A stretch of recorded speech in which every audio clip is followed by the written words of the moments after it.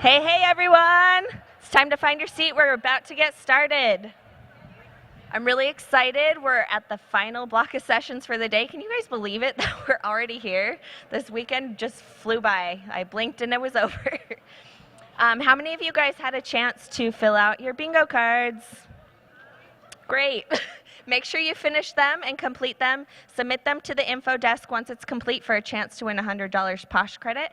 We'll be notifying 2 winners next week. And now it's time for some more Posh stories. Are you guys ready? I know yesterday's stories, they really were so touching. I was just blown away. Thank you again to yesterday's speakers. But we definitely are about to bring some of the same feels to the stage right now. So please help me welcome to the stage Tiara, Rasheda, and Lara.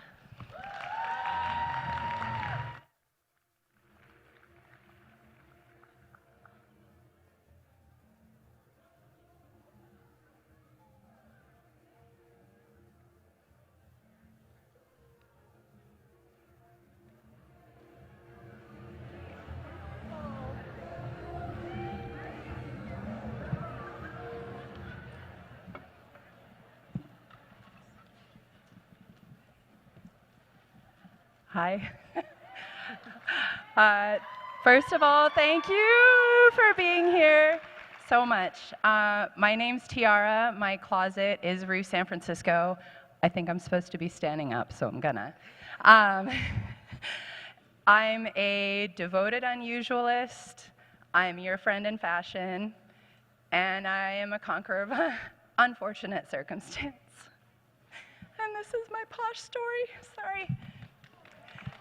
LA Retro Girl, you gave me this scrunchie yesterday and I turned it into a tunchie. It's wrapped in tissue, so thank you. I'm sorry, I'm disrespecting it, but I need it for tears. 3 years ago, I was riding the wave of a really successful and fun professional bartending career in San Francisco. I loved my job. I got to be creative every single day. I got to bring weird things to menus. I competed in cocktail competitions, and I got to design opening menus for some really awesome, nationally known restaurants. I was really close with my team, and I felt like they were an extension of family. I also worked in neighborhoods that had a lot of really good boutique shopping. So I'd often clock out of work with a pocket full of tips, and I would walk up the street and reinvest that right into my local economy, which was really fun at the time. But I did this for several years, and I would find that I was buying clothes that were on sale and too small, and I would get to them in 10 pounds, or they were a couple sizes too big, and I could like hit the Cheez-Its and coconut milk over the holidays and have like something to fall back on. So I had a lot of clothes. I ended up amassing an 8x10 storage unit of my personal clothing collection. It's a lot of clothes, in San Francisco especially. I loved having it, but it also represented a false sense of who I was. Nothing in there served me. It was kind of like having a bunker of shame. And it was beautiful to look at, but it did me no good, and I knew I needed to deal with it. And this kind of coincided with me sustaining an injury to my right arm, which is devastating if you're a bartender. And what I thought was going to take 2 weeks at the most to recover from ended up taking 2 years. I went under a ton of physical therapy. I did a lot of injections, experimental treatments, and then a failed surgery before I realized there's no way I could go back to my previous career, which was heartbreaking. I didn't know who I was outside of bartending. I really identified strongly as a service industry professional. So my job was to make you happy with a drink, and people would wait in line to come and see me for that, which felt really, really good. So it was devastating when I realized I couldn't do it anymore. I turned to Poshmark at this time. I downloaded the app and then not used it from a really fashionable lady that I trusted. And I started putting my clothes on there and kind of clearing out the bunker. And I found this immediate community of women, and a lot of you are sitting out here. I can't see your faces because it's really bright, but thank you for being here and always being supportive since day one without ever asking anything back. The day I joined, I was reached out to by total strangers who were like, how can I help you with your closet? How can I show you how to do photos, which I had never done before I started my closet. I learned a ton from just watching people and was really embraced by a community, which was so different when I had been as a bartender, especially when you start out. You might know this if you've been in the service industry. Not everybody wants to tell you their secrets right away. They want to keep them to themselves, and there's not a lot of sharing. And I was blown away by the vast contrast that I saw in this amazing community of people who are sitting right here. I got so much support. I made a ton of friends. My roommate that I'm staying with this weekend, I met through Poshmark. Alicia, you're awesome. Thank you for putting up with me. I've just really found a lot to love. I've been able to overlap my talents from my previous career, saleswomanship, customer service, being real, being consistently weird, and bringing that to my closet has really paid off for me. So I Poshmark full-time now. It pays my rent in San Francisco. It lets me live a life that I love and take time off to spend the weekend here.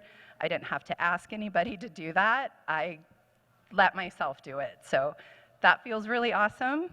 My name's Tiara. I'm a devoted unusualist. I'm your friend in fashion. And I'm a conqueror of unfortunate circumstance. And that's my Poshmark story.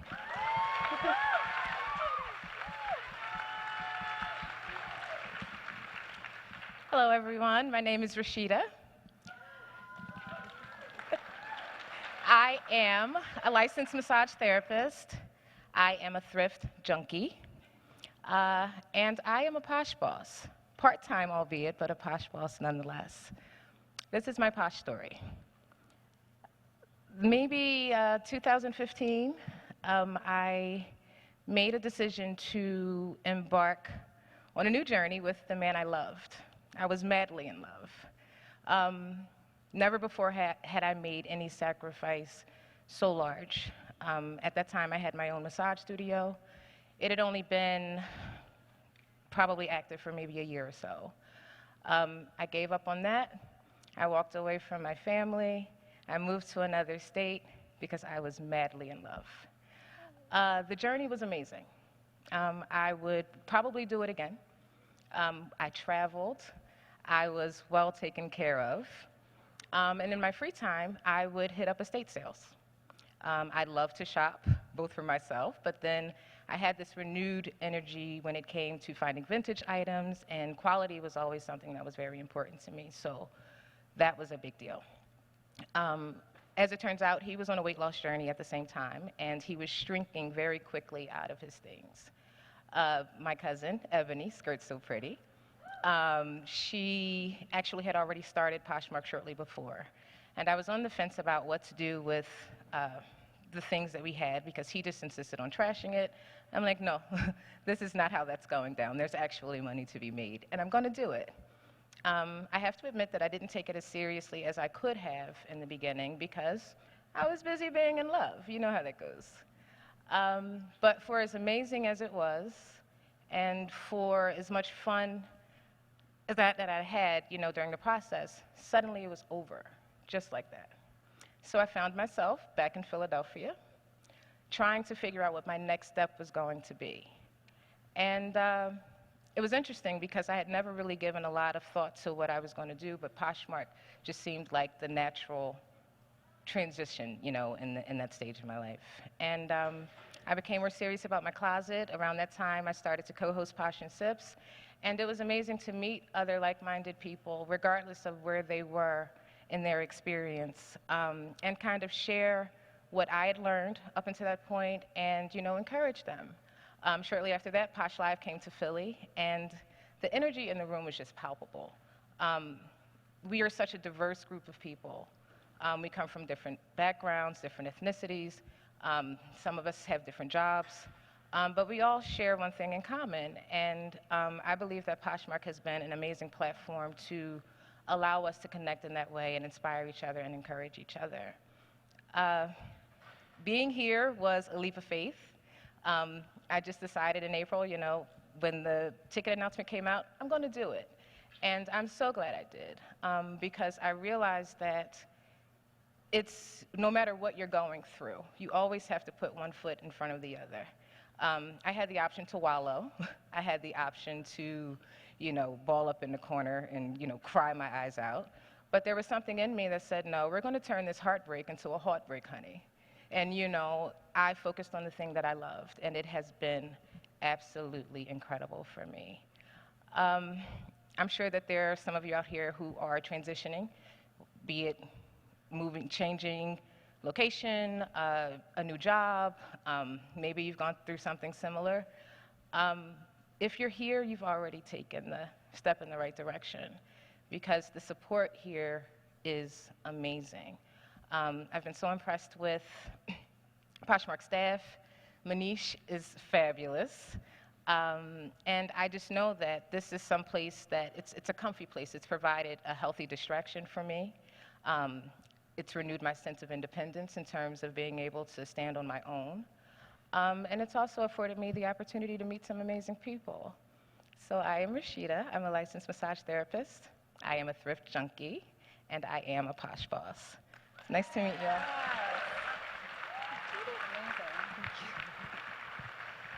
Hi, y'all. My name is Lara Morrow. I am a mom. I'm a stepmom. I am a new grandma, and I'm a part-time posher. But on a daily basis, I am a director of internal communications and HR for a huge global company. And I've been really thinking about that. I've worked for the past 30 years in corporate, for the past 22 at the same company, for the same awesome man, but he sold his company to this large company, and I've been working there. I've missed kids' events. I've missed holidays.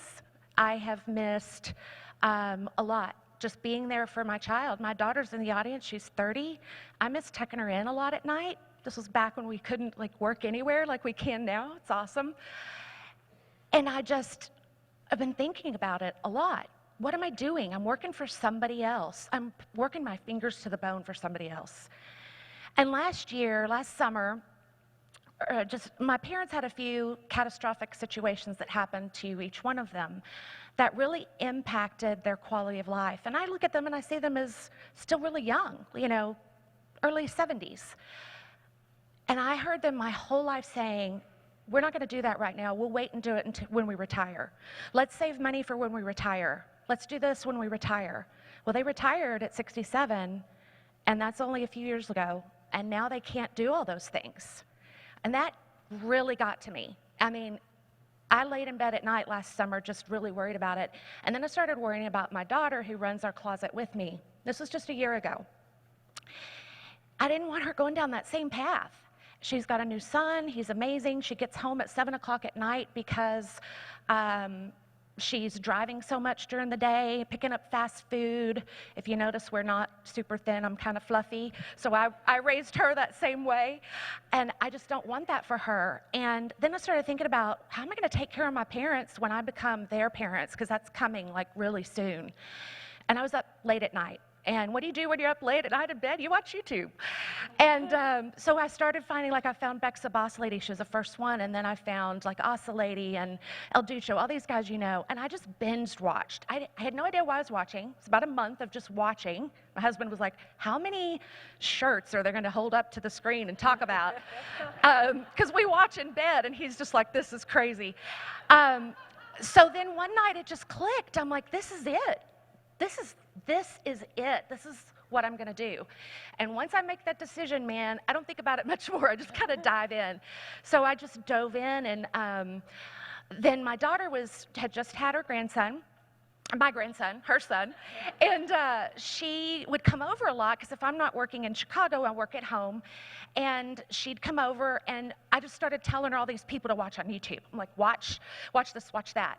And she got caught into it as well. And late at night while she was up with an infant, she was sharing to get us Posh Ambassador and all of these other things and working on the creative that goes into it, logos, etc. So we just got into this sync where I don't know if we could have done it if we were trying to do it separately, because we fell into our natural skill sets. She loves analytics and Excel, and she likes the inventory. I drive her crazy because I don't want her to touch a pile because I know what's in it. You know, we're completely opposite. I do the creative. I would rather coach an employee on their body odor than to work in Excel. I mean, I'm not kidding. That is not a joke. I hate it. But she's got the other skill set. We happen to live by each other. We turned my garage into a Posh garage. We've got a little half garage and turned that into a garage. And she does all of the inventory, and she loves the polys and all of that. But what really happened, what we saw ourselves gain over the past year was this confidence in ourselves that we didn't really ever have. How many of you guys have started something a million times and then, you know, it just kind of flops? That's everything that I tend to try on my own. And then I'm like, why am I doing this? I do a great job for somebody else. So now, a year later, our husbands are actually, they don't think we're crazy. My husband will yell down the stairs and say, I'm on a boring call, I'm sharing the closet. And it's changed our lives. It is, thank you, PoshFest. It changed our lives, and we've got somewhere to go now and to grow. And I just want my daughter to have a different path. And we've met these amazing people. Table 99. I love you guys. Just the amazing friends, and that would have never happened. I wouldn't have dreamed I'd be here. So thank you to all of you who've lifted me up. The videos you make, you might be sitting in your room at night making a video, but you're touching somebody else at home. So thank you so much for being such a great community. My name is Lara Morrow. I'm all those things, and this is my Posh story.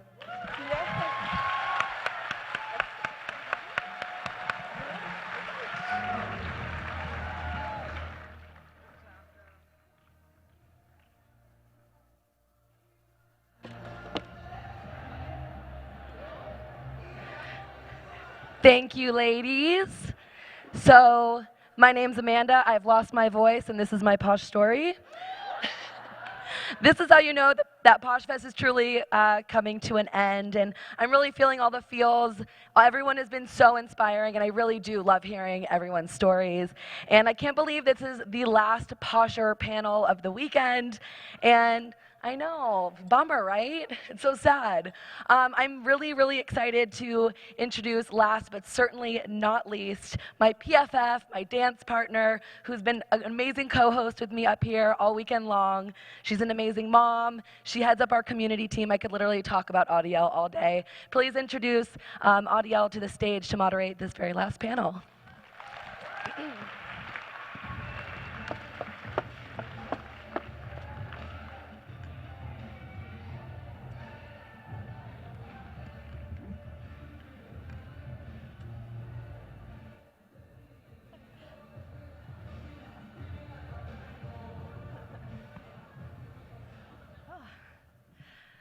This is my first time sitting down on the stage all weekend. I've just been standing all weekend. This is quite nice. So as Amanda mentioned, as I've mentioned, my name's Adiel. So hello again. Thank you for having me.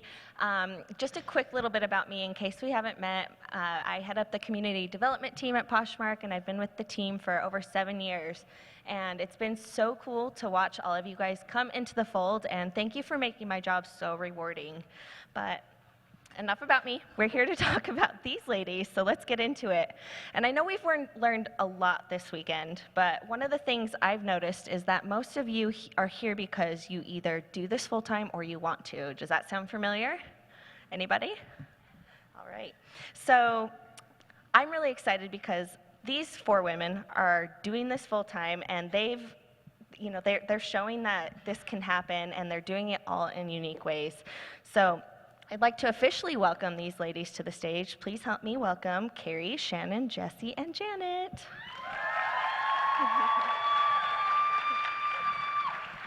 So to get started, let's first do a short introduction. I want to hear your name, your closet name, what year you joined Poshmark, And for fun, what did you want to be when you grew up? Hi, my name is Janet Knox, and I am at A Love of Fashion on Poshmark, also on Instagram at A Love of Fashion 1. I joined in 2018, and what did I want to be when I grew up? I wanted to be Morticia Addams because, come on, I mean, she had Gomez eating out of her hand. So that's who I wanted to be. Okay, my name is Shannon Welch. I'm boho_dreams on Poshmark, and I'm boho dreams closet on Instagram. I joined Posh in 2014, and when I was a kid, all I ever said was that I wanted to be somebody's boss. I didn't care where or what. And now I'm my own boss, so hey. Heyo. I first off just want to say thank you, Adiel, for having us. This is amazing, such an honor. And back to your question, my name is Jessie Bonner. You can find me on Posh at fashion_trade and on Instagram at Sunshine and Chanel. When I was a little girl, when I wanted to grow up, I wanted to be a weather girl. And here I am. Hi, I'm Carrie Anderson. I'm on Monroe Street on the Poshmark app and Instagram, so find me there. When I was little, I wanted to grow up and be a singer. I won't sing today, but that's what I want to be. So, I mean, proves the point that everyone's kind of like started at a different point in their lives, and I think that's like leads me to my next question, is you guys all found Poshmark at different points in your life, and one thing you had in common is you didn't initially realize Poshmark could be a place to start or build your business. So I'd love to quickly touch on what was going on in your life when you found Poshmark. Janet, I know you were facing a big career change. Yes, not by my own choice. I worked for the Walt Disney Company for 20 years. I was the director of retail operations at Walt Disney Parks and Resorts, Disneyland and also Walt Disney World. In 2017, the week before Thanksgiving, I was laid off along with 50 other executives at Walt Disney World that day. So 20 years with the company to think about getting a new job, writing a resume, working with headhunters and recruiters, and it was truly overwhelming. So during that time, I'm looking in my closet and I had a wardrobe of beautiful items, and honestly, they looked like skins of my old self. I don't know how else to describe it, but walking into my closet made me sad because that's not who I was anymore, and I felt like I wanted to move on in life to something else. So I began to list my items on Poshmark, and I found that I was selling items, and women were saying such nice things. I love your style, I love your items, I wish you had that in my size. So I began to think that perhaps this could be a full-time occupation. And Shannon, I know you were still in high school. Yeah, so I actually started poshing in 2014. I was a junior in high school. My favorite hobby for most of my life was shopping. That was how my mom and I bonded. She always taught me to go straight to the clearance rack. So one day, one of my friends was like, "You have way too many clothes. You do not wear them. Have you heard of Poshmark? You can sell your clothes instead of just, you know, like getting nothing in return for them." Because that was my problem. It's like, I don't want to just like give away my clothes. I might wear them one day. So I started poshing back in 2014 when I was just a junior in high school. And Jessie, you were already a few years into your entrepreneurial journey, right? Correct, yes. So I have been a business owner for 5 years. I used to have a brick and mortar women's consignment store, and back, 4 years ago, I realized on Poshmark that I could take the items in my consignment store and sell them on Poshmark.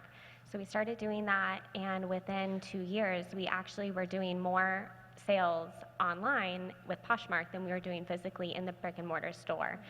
And about a year and a half ago, I made the executive decision to close down my store, move into a warehouse that's 2,000 square foot, where I keep all my inventory, and now I sell full-time online.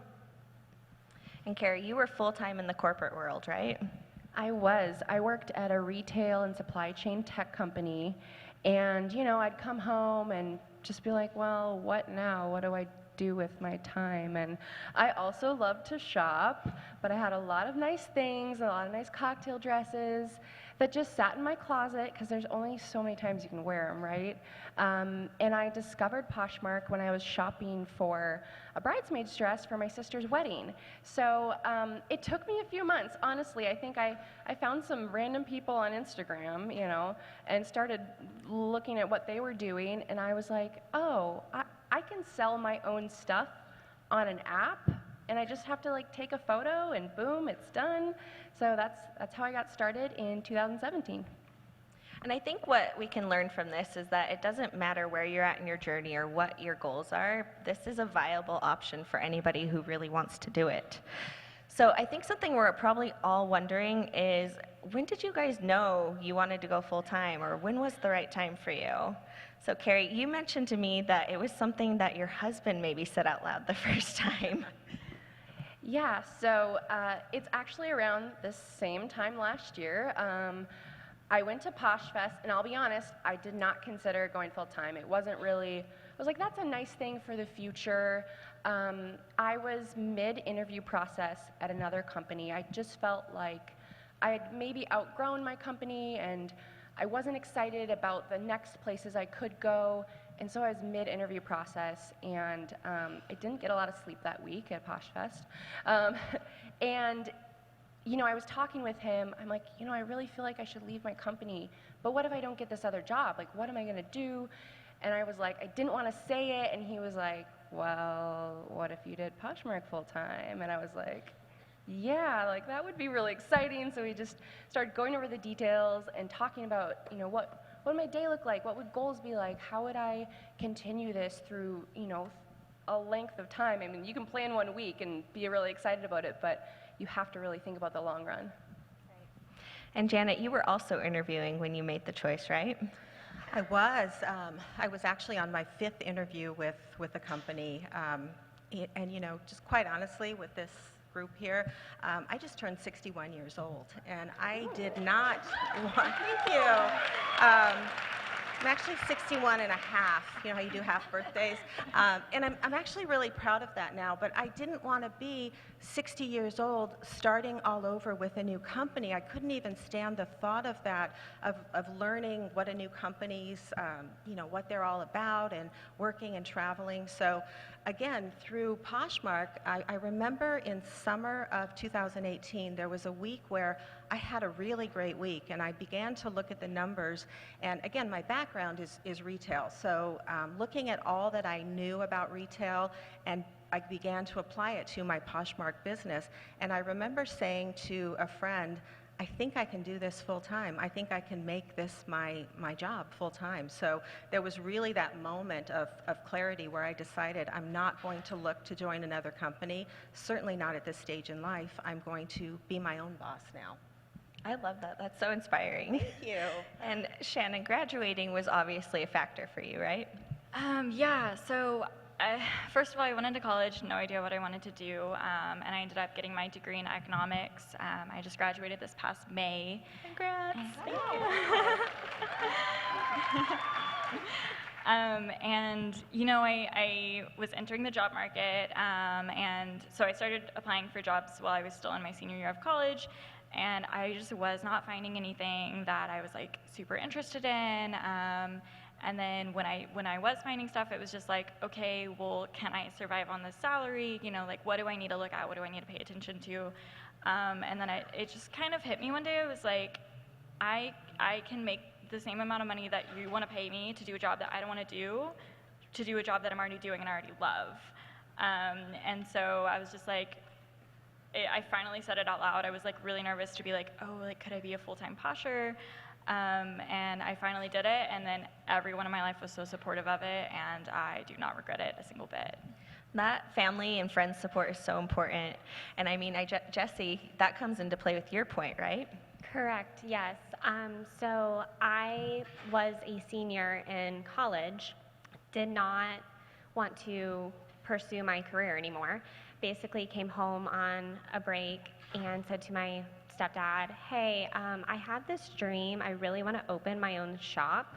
And so he was just like, yeah, sure, go do it. You do you, girl.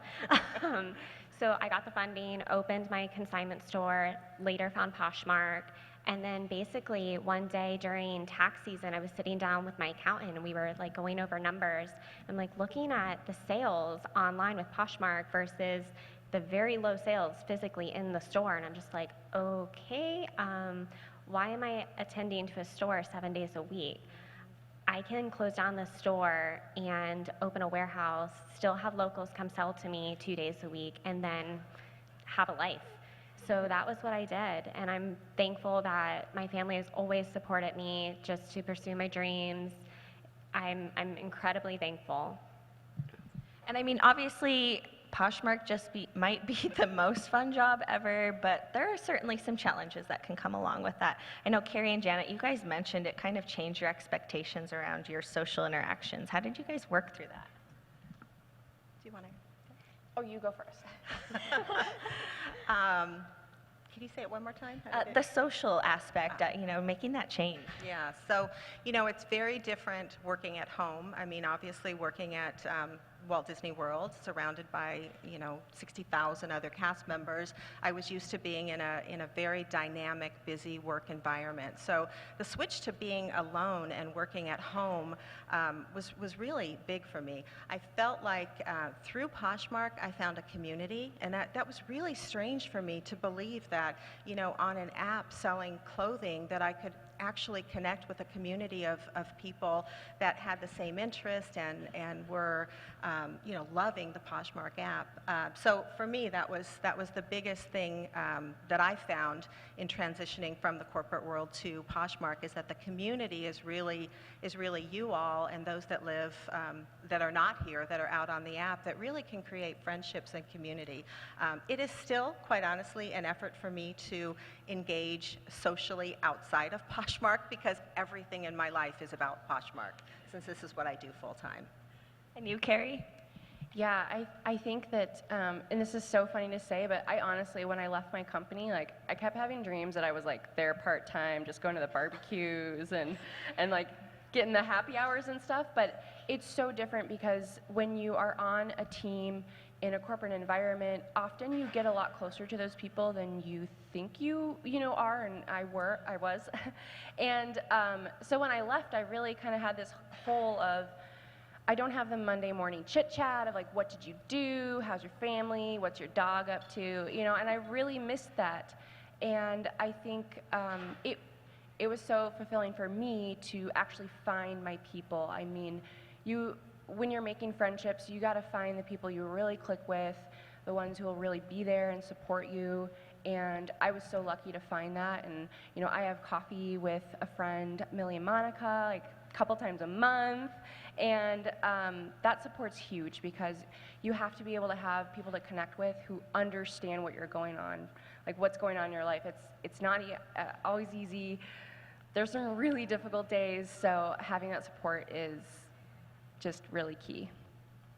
Now, Jessie, I know a big part of your business is getting clothing from the locals. How did that change when you went full-time on Poshmark? So basically, I mean, that was a huge change because I had a beautiful brick and mortar boutique that I closed down, and my locals would just show up with piles and piles of clothes for cash on the spot. I was a buy, sell, trade store. I moved into a 2,000 square foot warehouse. It's a garage, and they started showing up, and they're like, what is this? Where's the champagne that I used to serve? So that was a bit of a challenge. I had a handful of locals that quit coming because they just were not interested anymore in showing up at this garage in the middle of nowhere. But that was one challenge. So I started losing or not receiving as much inventory as I was used to. I usually have about 3,000 pieces of inventory in my warehouse, and I wasn't getting as much inventory, so I had to start sourcing. I was not big on sourcing because I've always been so spoiled. I would just go on Instagram and say, hey, bring me Lululemon. Hey, bring me your Louis, and all my locals would just flock in with their stuff. So that was one of my biggest challenges. I did have to start going out and finding other outlets to get inventory, but I did that. I looked, I searched. My mom is actually my assistant manager, and so she started helping me source. But I think that also was a huge lesson for me personally, because for anybody else, whether you source at a Goodwill or you go to the bins or you outsource, if you're not getting the inventory you need for your business, for your numbers and your margins, it's good to have a backup plan. And that was something that I learned was, hey, if my locals are not bringing me the goods, I have that backup plan now where I can find other goods.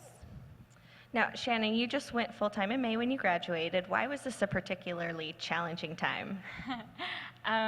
So, you know, for those of you that have been doing this for, you know, a few months, a year, whatever, you probably noticed a bit of a drop in sales and, you know, the April, May, June, July months, really all of them.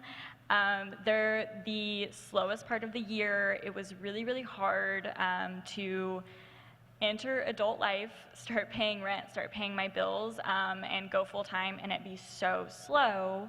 But I was lucky enough, I'm pretty active on social media with the Poshmark community, and I started reaching out to people that I had met that were just so friendly, and I was like, hey, is this just me? Like, am I doing something wrong? Should I be concerned? Should I not be going full-time? Am I gonna be able to pay my bills, basically? And they were all so nice and so transparent with me about the fact that it's just a hard time of the year. Everybody feels it, everybody struggles. Don't give up, because it's not just you. And so honestly, if it wasn't for the Poshmark community, I would not be doing this probably at this point. Because I was really freaked out.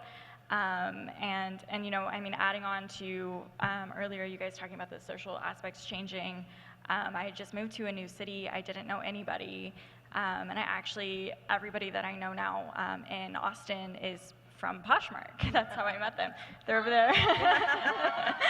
And I would not have adjusted to the city like I have if it was not for them and for this community. So I'm so thankful. I love that community support. So it can probably go without saying that working for yourself has a lot of perks, like working from home in your pajamas, no commute, although, you know, not having to get dressed if you don't want to, having a flexible schedule. So just to name a few fun things.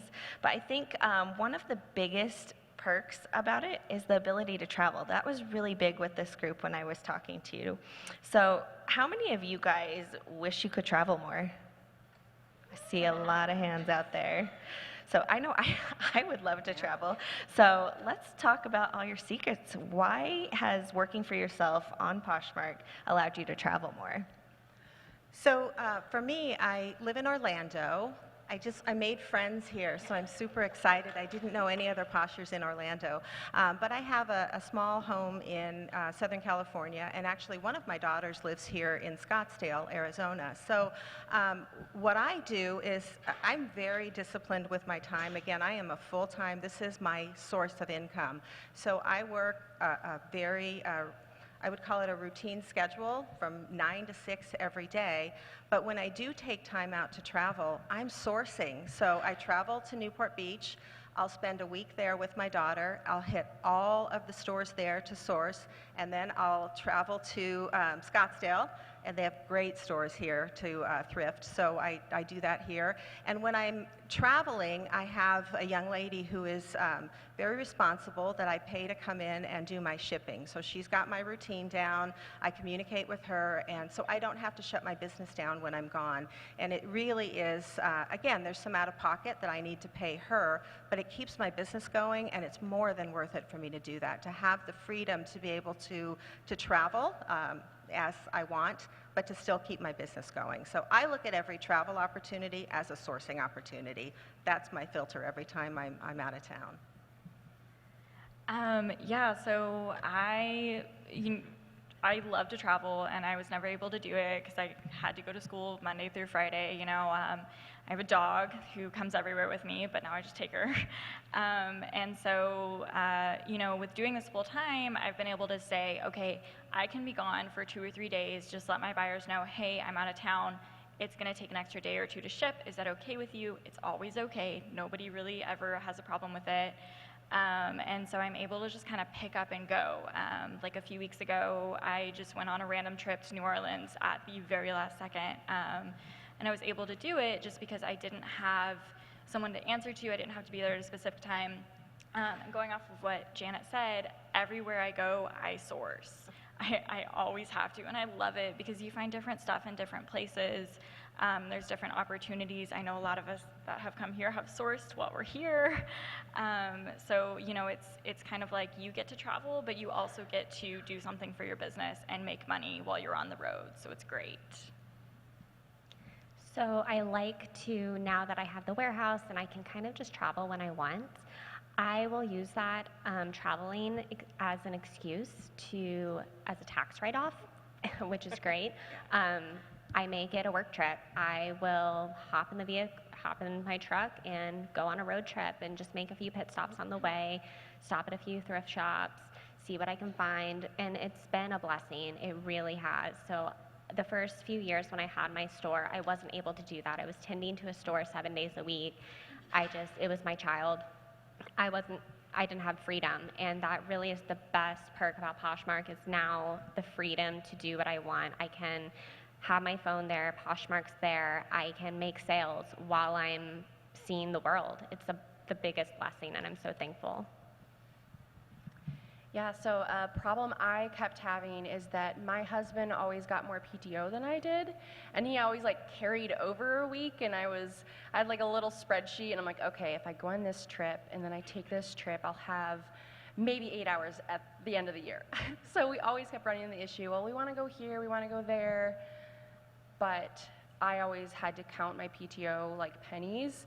And it's funny, last spring, my husband had a work trip to San Francisco, and I was like, I think I'd maybe like to go with you. I mean, that's the reason I'm doing this, right? And he was like, okay, let's go, like, come with me. And we ended up seeing friends, and it was so fun. And I kept my Poshmark closet open, and I sold things, and I visited HQ, and it was just so great to be able to do something like that and take advantage of it and, you know, enjoy. And we've been on several trips this year. I calculated, and with all my trips and like my sister having a baby, I would have used all my PTO by, it was like mid-May or end of May. I would have been out of PTO, like in the negative. And so this year it's been such a blessing to be able to kind of travel as much as possible before we have more responsibilities in the future and stuff like that. So it's been great. Now, one handy tip that I learned from you, Carrie, is that you preloaded up drafts so that you could keep listings fresh while you're on the road. And I thought that was so smart, so clever. I was like, I'm going to do that next time I travel. Why didn't I do that this week? Keep those listings, because we know how important it is to keep the fresh stuff coming. So very cool. I'm so inspired by this, by the way. But as we wrap up, I wanted to kind of talk about what advice can you give to anybody who's preparing to make this leap? Like, is there something like money-wise or, you know, just gut-wise? Like, what can you share? So my biggest advice if you were considering going full-time is before you just like run and take that leap, put a business plan together. That was definitely one of the things I did. I set long-term goals, short-term goals, monthly goals. Also, find out and down to the exact penny of how much you spend every month, the cost of living, your bills, extra, putting money into savings, money for wine, money for shopping. So just know a number before you take that leap, just so you can then calculate and set goals each month, knowing like, hey, I need to sell this much each month, then this much each week, and this much each day in order to make a living. So that would honestly just make a goal, make a business plan, just to keep yourself organized and looking ahead. Yeah, so I would kind of say the same thing. I broke it down to a daily goal. I have to make this much revenue every day to reach this number for the year. And I added up all of my bills, and I said, okay, it's going to be this much at the end of the year. Am I going to be able to do that? And what do I need to do to get there? So that's awesome advice. The other thing that I would say is really lean on the community. You know, whenever I first started really thinking about going full-time, I got on social media and I started to connect with other people that were full-time to get advice and just kind of get that support, because it is a stressful change and there's always someone there that will be happy to help you. So what I will echo the same things. You know, there was an interesting statistic early this year when the government shutdown happened, and they talked about how the average American, a $400 emergency expense could financially devastate them because the lack of savings that many of us, you know, deal with. So if you are making that transition from part-time to full-time, really scrutinize what do you need to sustain your lifestyle, and really look at, you know, what can you cut out. But I think having that cushion to fall back on, because, you know, I look at, if I had a great day yesterday on Poshmark, yay, but today starts a new day again. And I look at the morning as, okay, when's that first sale going to come through? Because then I feel like, okay, now the ball is rolling. So really know what it takes for you to be, you know, financially okay, so that you can make that transition easier from part-time to full-time and really take this business where you want it to go. But, you know, at some point, if you decide to do it,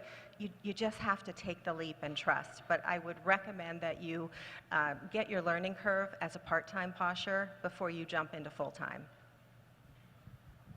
Yeah, I would say, you know, I could give a lot of financial advice that I'm not like actually equipped to give. But you know, consider things like retirement. Consider things like that. How do you work? Do you work well with people?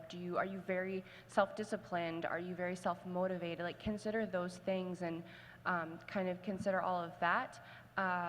I personally knew that I was really goal-driven, and I came from a corporate environment. So again, going back to like kind of the sales goal thing, I have a minimum that I have to meet each month in order to keep doing this. Then I have a reach goal that's like, this is what I'm actually going towards. And then I have a stretch goal, which is like, if I've already met all my goals, I'm going to drive towards this because I work the best when I'm going towards goals. But on the flip side, you really have to, as a full-time person, you have to give yourself credit for all the behind-the-scenes things. I mean, I got promotions for doing team efficiencies, saving my team time at work, and I think that you can think about sales all day, but you also have to like consider, you know, how many processes did I change and how much did I make better? And at the end of the day, you have to pay your bills, but you gotta remember, you know, the day-to-day, like, will you like it? Will you, you know, enjoy like really getting in the nitty-gritty of full-time reselling?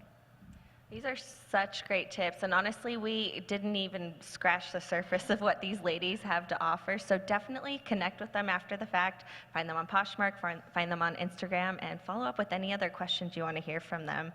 But please help me thank them for sharing their stories with us today. Thanks, ladies.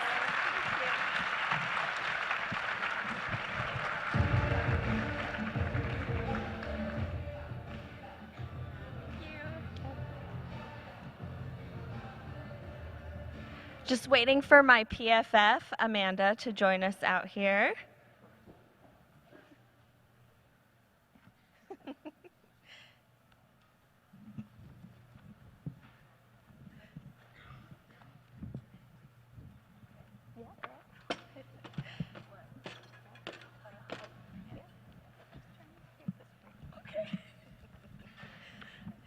So can you believe it? We're here for the final session of the day. I really can't. I can't even speak on it, Oh literally. Well, then let me just take it from here. Please Rest your do. voice, girl. So what better way to end it than with the very people who are responsible for all of us here today as they share their final thoughts from this amazing weekend. So please help us give a warm welcome to Poshmark's founders, Manish Chandra, Tracy Sun, Gautam Gowala, and Chetan Pangalia.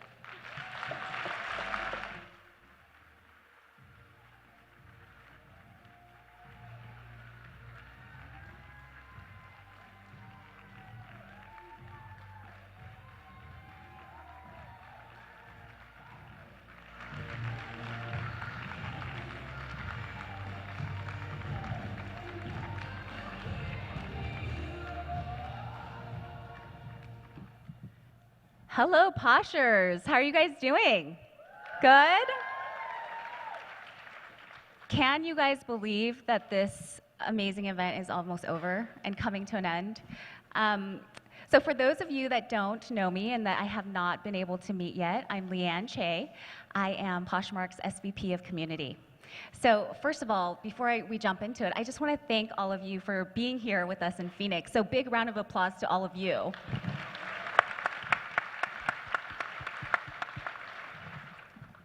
And before we say goodbye, I wanted to take this moment to chat with our founders and talk a little bit about the journey that it's been for 8 years, right? So I'm going to go a little off script because why not? It's the last session.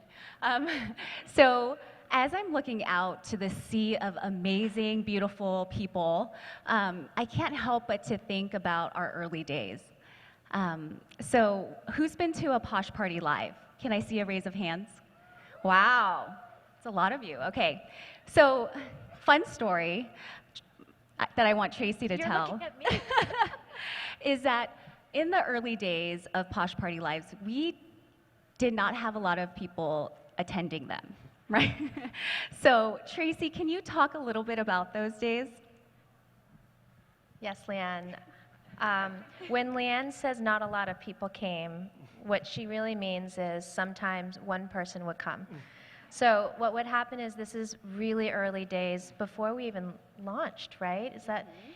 And Leanne and I and Manish, we would go to this bar in San Francisco, and we would invite everybody we knew who might be interested in this thing we were building called Poshmark to come and hang out with us and learn about it and have a drink on us. And I remember it was weekly, but a few weeks in a row, I think one person showed up, 2 people showed up. But here's the thing. We were so excited that one person showed up. We were enthusiastic. We were like, hi. And we became best friends. And eventually some of them joined Team Posh. So it's interesting to reflect back at a time where one or a handful or a dozen potential users came to our happy hour, and to see all of you today, it's quite a journey we've been on. Yeah, definitely. It's mind-blowing to see how we've evolved from those days. Also, one other thing that's changed is our name, right? So Poshmark was not always Poshmark. I don't know if any of you know that. Maybe Manish, you can talk a little bit about that. So who knows the original name of Poshmark?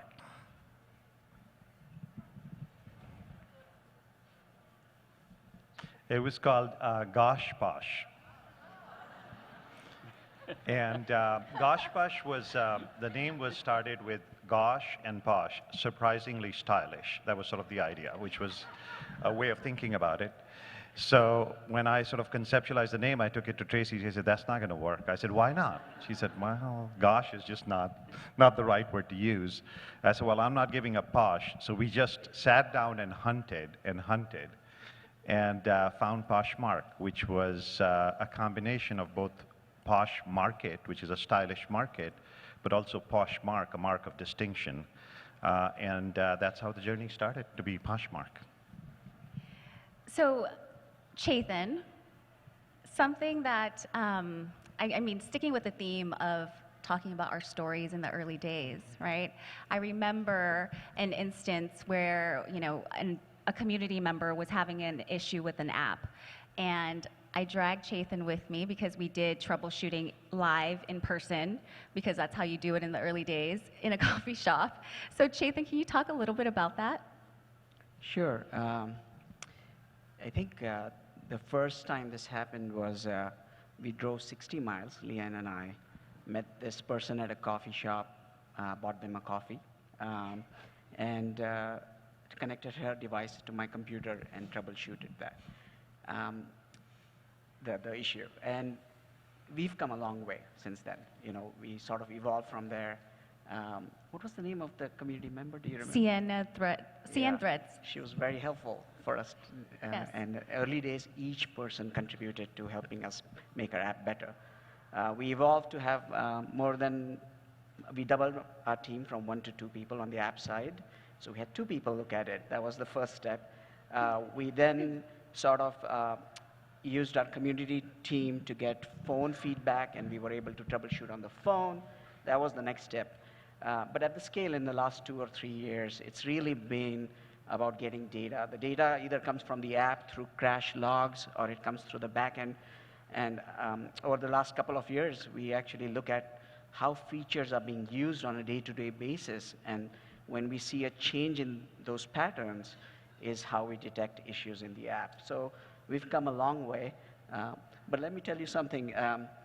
Even today, we still have to do that, which is go to the community member, get their phone, plug it into the computer, and see what's going on. So in some ways, nothing has changed. That's amazing. Yes, you're absolutely right. So much has changed, but so much has not, right? So Gotham, there's so many new people in this audience today and so many new faces. Something that they might not know is the fact that we were strictly on the iPhone first. There's no web, right? But what I find most interesting about that is the fact that when we started this journey, nobody on the team knew how to build an app. That's right.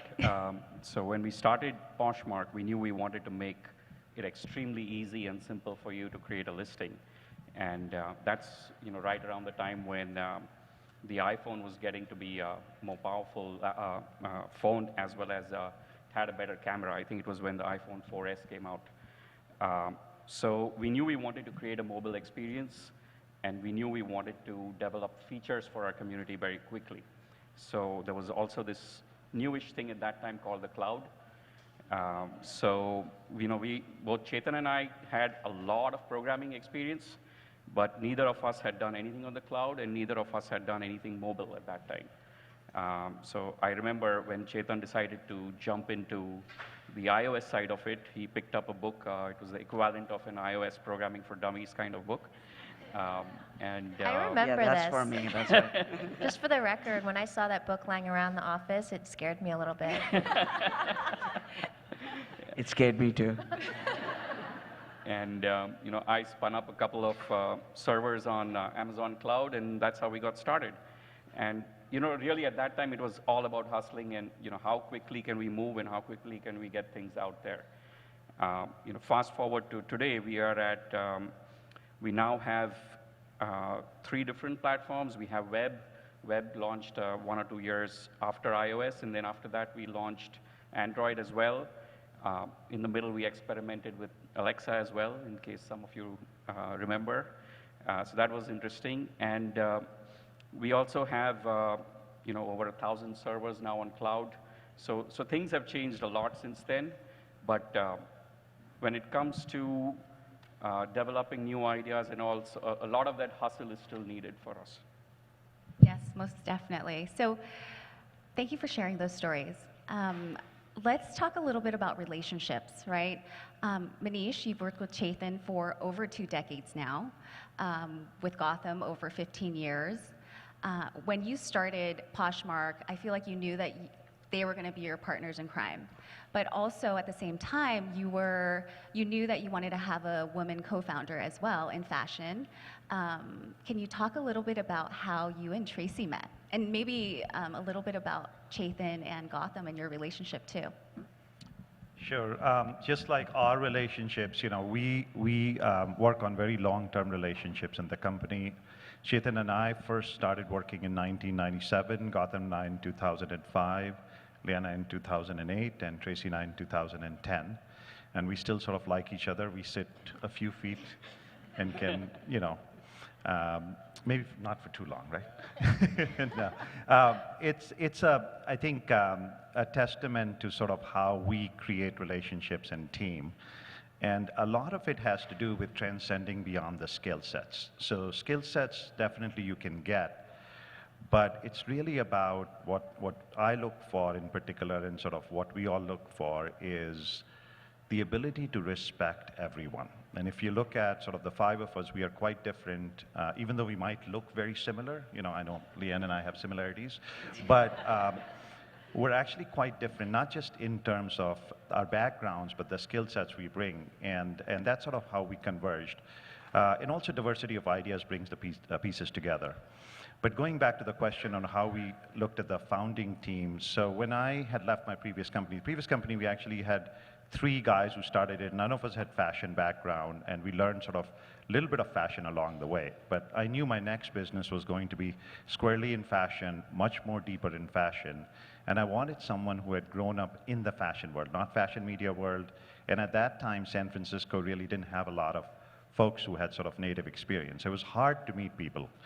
So I actually cast a fairly wide net in terms of trying to meet people. I called it founder dating. It was very intentional. We had to do that. And our first investor, Mayfield, connected us. We met at a place called Samovar Tea Lounge in San Francisco, and really connected very deeply at the very first level. And part of it was the sense of mutual respect of different disciplines and things that are bringing together. And that's something we really value as a company in terms of how we bring different people together till today. Awesome. So Tracy, with that being said, did you think that after that initial meeting, it would bring you to where you are today? Was it love at first sight for you? No way. We could have predicted. I think, you know, meeting Manish for that first time in Samovar was just that. It was a coffee. I didn't know what to expect. It was just another meeting. Leaving that meeting was fun because just like, you know, when you catch up with you meet a good friend, you're like, oh, I think we can get along. We have very similar values. We're different backgrounds, but we have similar values. And so I did feel that. Did I think we would be, from that meeting, sitting here in front of 1,600 people and 50 million Poshers? No. Yeah. Nope. I don't think any of us were really thinking that, you know? It's just, that's why this is so, like, mind-blowing to see. I'm sure Manish must have been thinking that. Were you thinking, I mean... We're only 1/10 of the way. Oh. Yes. Yes. Okay, so I think our audience would appreciate us talking a little bit more about how much the app has evolved, right? So in the early days, there wasn't always it wasn't so easy to shop, one. You know, it wasn't easy for us to notify people of a party, right? Which might be hard to believe, right? So I think maybe we can talk a little bit about Post-its, you know, how we alerted the community of parties through Post-its, and how we made cash transactions in the early days before we had a buy now button. Can you guys believe there was no buy now button and we still managed for I don't even know how long? It's not just that there was no buy now button. There was no buy button. Oh, there was no buy button. Yes, yes, yes. Yes. And actually, there was a buy button, and it said, "We'll contact you." Oh, yeah.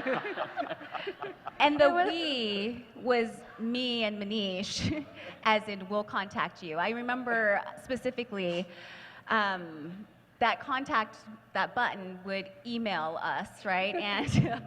And I remember getting an email from one of our community members saying, I really want to buy this gray sparkly sweater in the feed.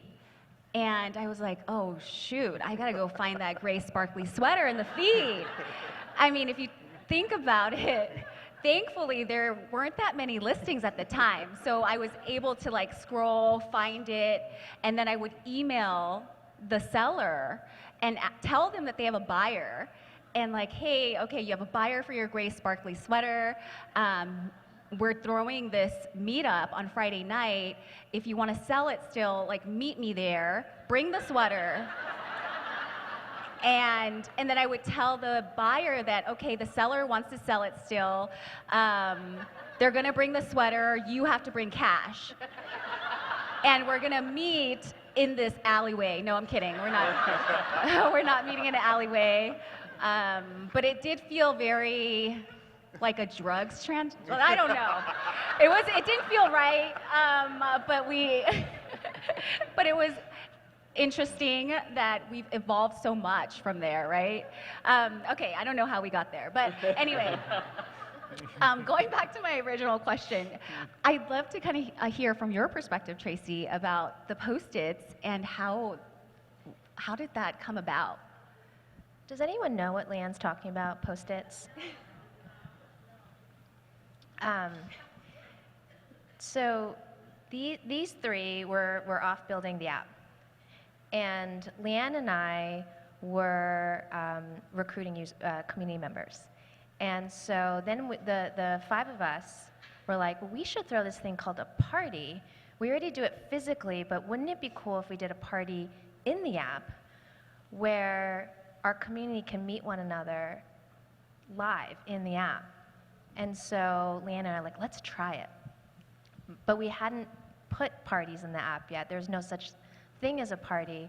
So that's when Leanne said, okay, here's what we can do. She's got really, really good handwriting. And so she would write on a Post-it note, welcome to the party, and then take a picture of it and list it and share it to the feed. And then from then on forth, the party has started. And just to take that almost one step further is that when we started introducing brands, because we wanted them to be brand parties, right? So we had Madewell parties, and we would go into a magazine and cut out the word Madewell and then post it on a wall and then take a photo of it. It was very fun. Organic. And organic, as Manish said. Nothing artificial there. Yes, yes. Okay. Thank you, Tracy. So we've feeling talked very vulnerable up here. So we've talked a lot about how much things have evolved on the Poshmark app in the last 8 years, but I'd like to hear from maybe each one of you, what has remained the same that you continue to be proud of? Gotham. Sure, I can go. And I'm sure this will be a consistent theme you'll hear, but to me, what's most interesting and what has remained the same and what keeps me excited is our focus on people. This is both within the company as well as in our community. We are a very people-first organization. We continue to think in terms of how can we scale in a way that empowers our people and scale through their success itself. A very related thing to that, I feel, is our very simple and clean business model, because Poshmark's success is really tied to your success. So it's in our best interest to make you succeed, and that makes everyone succeed. Thank you, Gotham. How about you, Chetan? I think Gautam said both the things that are the top things that haven't changed. From day one, Manish had listed the 10 values that were focused on people. A few years later, when we had a people operations team, they said 10 is too much. So we brought it down to 4, but really still kept the essence of what the values were, which is, people, focus on people, people come first, lead with love, together we grow and embrace your weirdness. All of them are really about people. So that part just hasn't changed from day one. How about you, Tracy? One thing that hasn't changed is all of you. When we first started and recruited our first 100 community members, they were extremely enthusiastic, and there's always that thought, and some people have said, oh, early adopters, or early tech adopters, these are people who latch on to reselling, and our dream was that, no, we're going to make reselling so much bigger than what it was in 2011. And what I see from all of you today, and I've seen it at every PoshFest and every one of our meetups, the enthusiasm and the growth that you're striving for and achieving every day, it's not early adopters, it's more and more people. It's kind of it's a movement in a way. It really is a movement. How about you, Manish? I think we've talked a little bit about the values, the product, the business, the community, but I think one of the most important blessings we have is that the foundation of the team that works with us every day is still here. So, of course, all 5 of us are here. We were in the garage together. But even the first 30, 40, 50, 60, 70 people are still with the company. In fact, when people leave, we try to recruit them. So Maria, who you may know, who's heading up our Posh Canada team, joined us, left us for a couple of years. We invited her back. She's leading Posh Canada. Julie, who heads up our event team, left for a couple of years. We then pulled her right back in. So we don't try to let people go. So if you ever try to leave us, we'll come right after you. so don't you guys go anywhere. Okay, so time is almost up. Before we end this session, though, I thought it'd be fun to do some rapid-fire questions, okay? Who wants to hear some rapid-fire questions? Okay, so... So they actually don't know what questions I have here, which makes it so much more fun. So I'm just going to call on you and ask you something really quick and just spit out what comes to mind first, okay? So Chethan, what is your spirit animal and why? A dog. A dog. Yeah, I think they're really, really friendly, and they're loyal and loving, and I love them, so I don't know. I feel like that should be.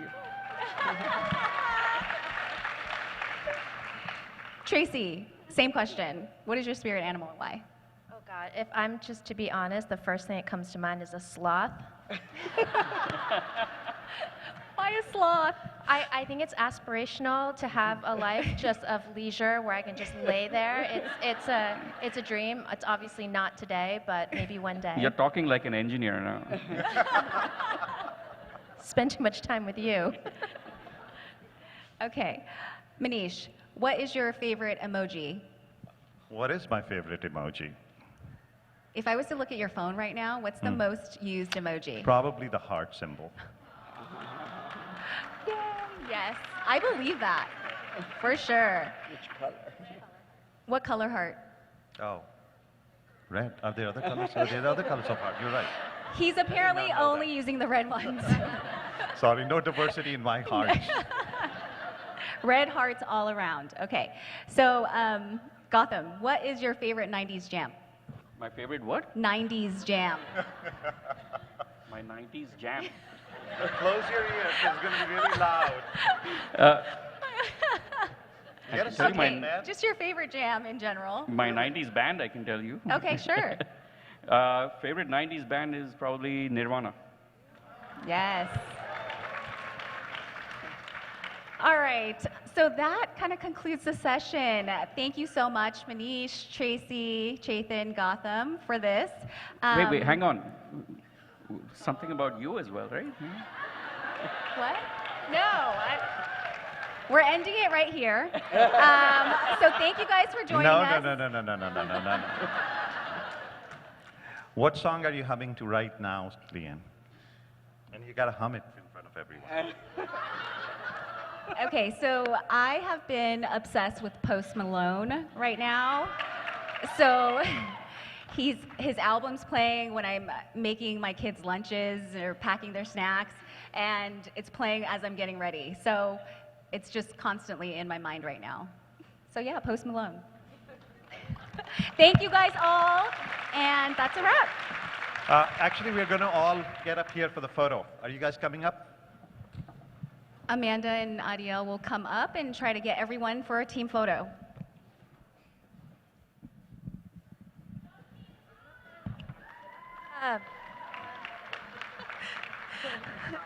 Before we come up for a group photo, we just have a few more announcements, so hang tight with us for just a few moments. But first, can we give it up for the founders one more time? Not only are they amazing leaders of the company, but they're just badass people, right? Yes. Amazing. What a perfect way to close out PoshFest. Yes. Right? So I think we might have one more way that we can close out PoshFest. Julie, you want to come help us out with this little surprise? Come over here. We have one more giveaway to do today. Julie, what is it? We have PoshFest tickets, so check under your chair or the empty chair next to you. Which one of you is going to be the first one to say you're going to PoshFest 2020?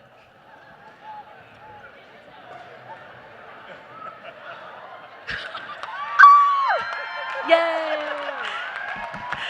We've got one up here in front and one back there. Congratulations, you guys. Claim it at the info desk before you leave.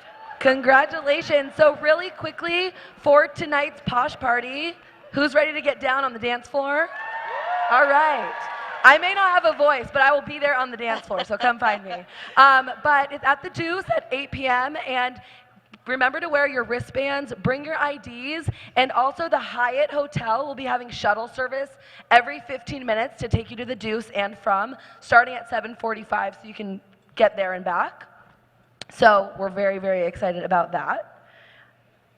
And we want to go ahead and also bring up the team. I want to also give a shout out to Julie right here, who, as we mentioned, is the head of our events team. So her and her team.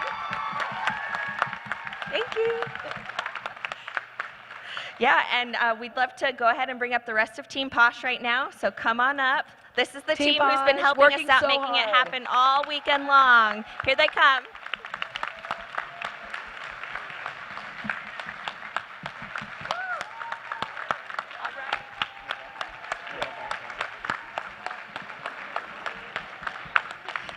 As you guys know, they've been the ones who have been helping you find your ways all weekend. They've been leading the sessions. They've been helping with the hackathon, and it's just been amazing. We absolutely could not do this without this amazing team here behind us.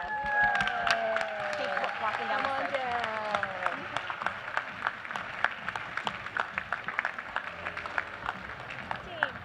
Team.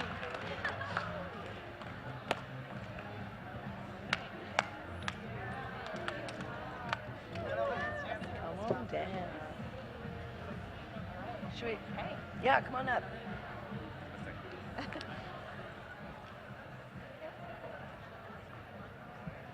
Oh, after. Okay. Yep. All right, we're gonna do a group photo. So we say, come on up. They're setting up the ladder. So come please gather come in up front and of the join stage right here. You know us the drill. for our annual photo. I will definitely. We're gonna cram up here, fill in the space on the floor, come up on the stage, get cozy.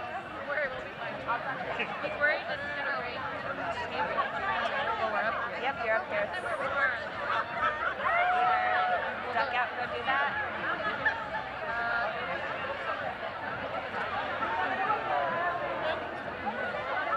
Yep. This is crazy.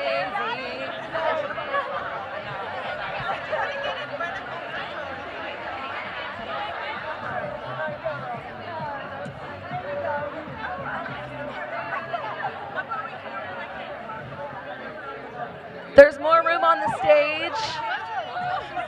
Come on up.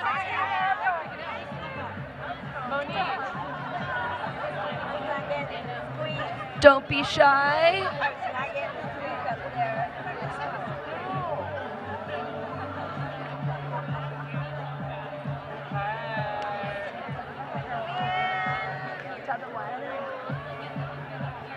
If you're in the front area, you will definitely still be in the photo. So you can fill in the table areas and also come back up on the stage.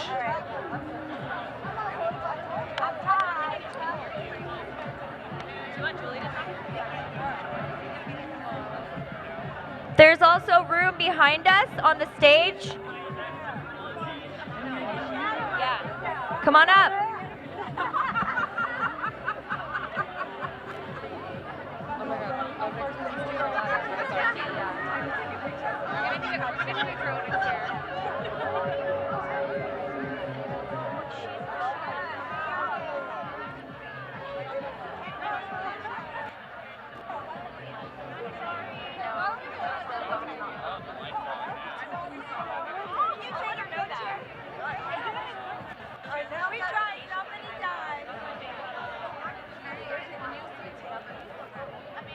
Yep.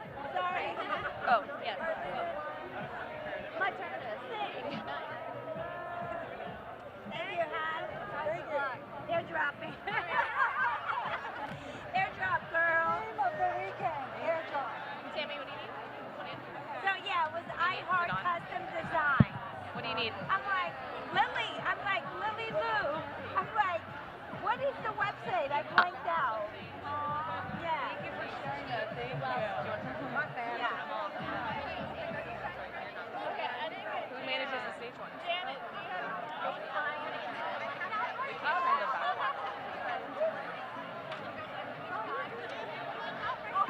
All right. Somebody's, they're going to get on top of the ladder. Yeah. You did? Awesome. right, everyone. Tammy's getting ready to set up this shot. We're gonna squeeze in the middle here. You did an amazing job speaking on stage. Thank you for sharing your story. Oh, thank you. Right back at you. We have such a good team this year. It's like awesome energy. Yeah. Yes.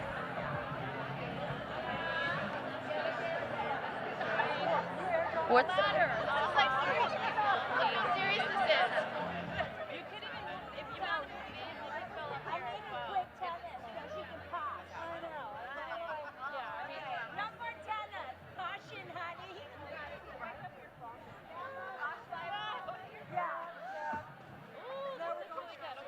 All right, everyone. All right. Stella?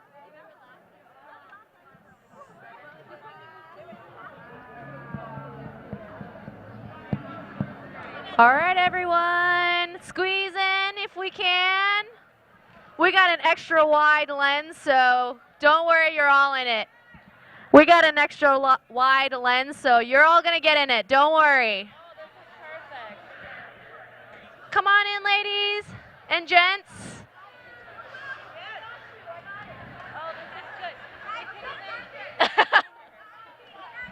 All right. Do you have any things? We are Poshmark. These two tables are in there. Should we just... Give us a second. Yeah, move it all the way back. We're going to get the perfect shot.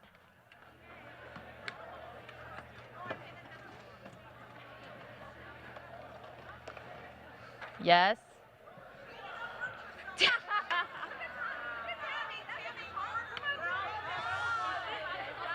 Yeah, not crazy.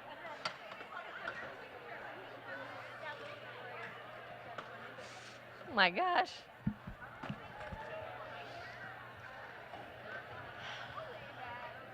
All right. Give us a second. We're going to get the perfect shot. Thank you for your patience, everyone.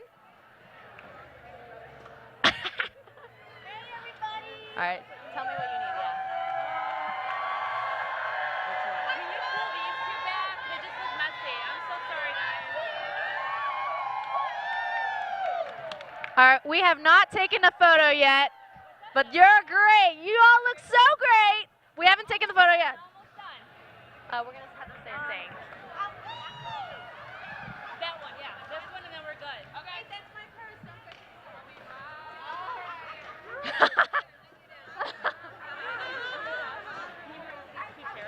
This one? Put them right here if you want.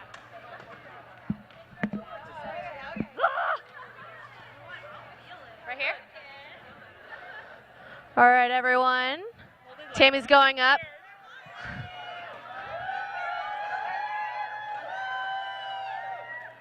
Oh my God, those look so good. Okay. We're going to have him say something. Yeah, Are you ready? Are you guys doing a feed or anything? Yeah. So you go first. Same thing we always do for Okay. All right. Okay. On the count of 3, we are going to say, "We are Poshmark." Are you guys ready? All right. All right. 1, 2, 3.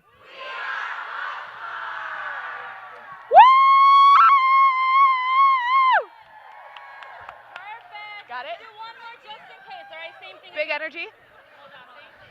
All right. One more with big energy, guys. Here we go. Woo!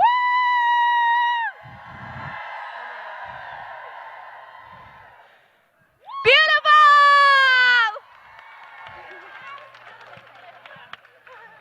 Fine. That was exhilarating.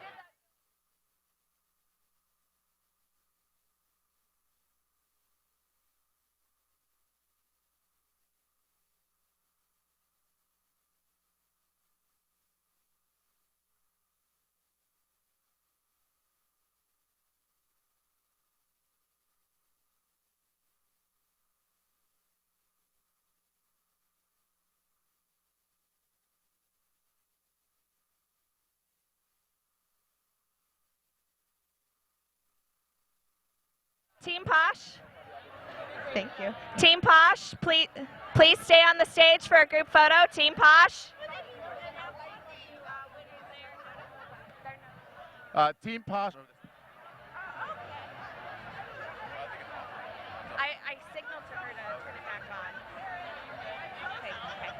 Team Posh, please stay on the stage.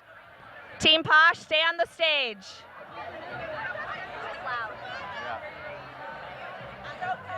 Where's the drum? I don't know why they didn't do. I think they probably got the shot. Yeah, they got the shot.